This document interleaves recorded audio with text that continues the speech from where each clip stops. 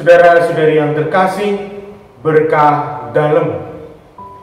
Saudara-saudari, situasi dan kondisi pada saat ini nampaknya membuat kita resah atau bahkan mungkin berada dalam ketakutan. Apalagi dengan adanya pandemi yang luar biasa ini, situasi bisa berubah dengan cepat. Teman saya ada yang WA malam hari mengabarkan saya positif COVID tapi nggak apa-apa. Ternyata keesokan harinya ia sudah meninggal. Begitu cepat dan mencekam. Ada satu keluarga yang semua terkena COVID. Bahkan ada satu RT yang akhirnya harus dikarantina. Menghadapi situasi yang nampaknya meresahkan, menakutkan, bahkan mencekam itu, apa yang harus kita lakukan? Saudara-saudari yang terkasih, dalam bacaan Injil hari ini, Yesus bersabda, berjaga-jagalah senantiasa sambil berdoa. Ada dua hal di sini yang disampaikan oleh Tuhan Yesus. Pertama-tama berjaga-jaga, yang kedua berdoa. Dan keduanya ini saling terkait.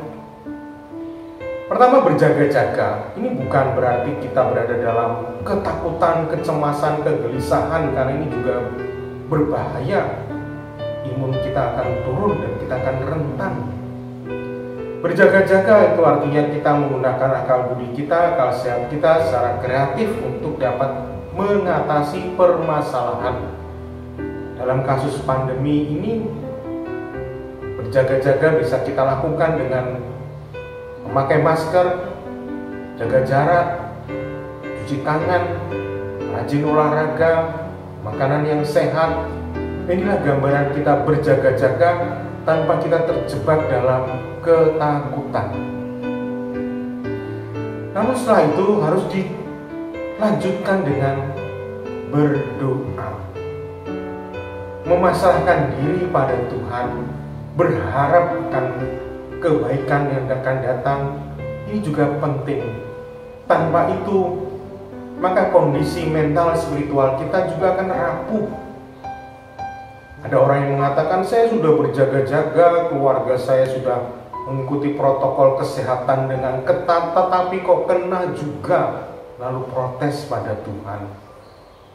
Berpasrah diri dalam doa ini juga penting. Ada juga dua anak ikut ujian. Yang satu mengatakan saya pasrah. Anak yang kedua juga mengatakan saya juga pasrah. Bedanya adalah yang satu sudah berjaga-jaga dengan belajar tekun, giat.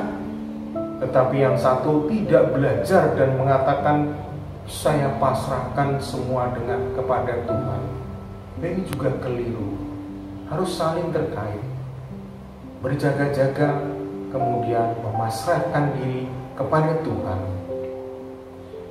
Banyak orang yang tidak mengikuti protokol kesehatan dengan alasan saya pasrahkan hidup saya kepada Tuhan kok. Jelas ini keliru. Tanpa berjaga-jaga, sulitlah kita memasrahkan hidup kita kepada Tuhan. Ada upaya dari kita, akal sehat kita, akal budi kita, mengantisipasi masalah, dan setelah itu kita pasrahkan kepada Tuhan. Itulah makna berjaga-jagalah senantiasa sambil berdoa. Oleh karena itu, saudara-saudari yang terkasih, marilah kita mohon rahmat dari Tuhan agar kita senantiasa berjaga-jaga tanpa jatuh dalam ketakutan, kecemasan yang berlebih. Dan setelah kita berjaga-jaga, kita berdoa, kita pasrahkan diri kita, hidup kita ini kepada Tuhan, dan mohon kepada Tuhan agar situasi menjadi lebih baik. Saya Danang Bramasti SC, Kepala Kanisius Cabang Magelang.